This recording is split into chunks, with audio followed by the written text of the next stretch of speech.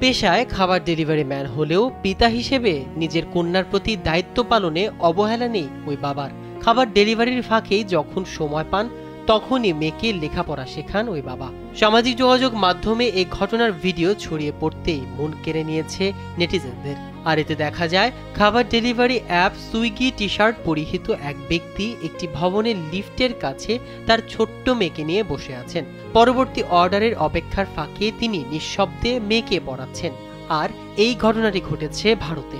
ভারতীয় সংবাদ মাধ্যমে প্রতিবেদনে বলা হয়েছে ওই বাবা প্রত্যেক ডেলিভারিতে মেয়েকে সঙ্গে করে নিয়ে যান।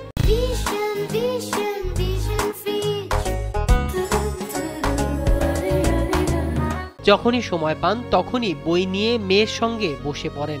সন্তানের প্রতি বাবার এমন দায়িত্ববোধ হৃদয়ে ছুঁয়েছে হাজারো নেটিজেনদের, ভাসিয়ে দিয়েছে হৃদয় শীতল করা সব মন্তব্যে। একজন লিখেছেন একদিন এই মেয়ে তার বাবাকে গর্বিত করবে। আরেকজন লিখেছে প্রতিটি ডেলিভারি ইউনিফর্মের আড়ালে থাকে ভালোবাসা, ত্যাগ আর আশার এক বিশাল জগৎ।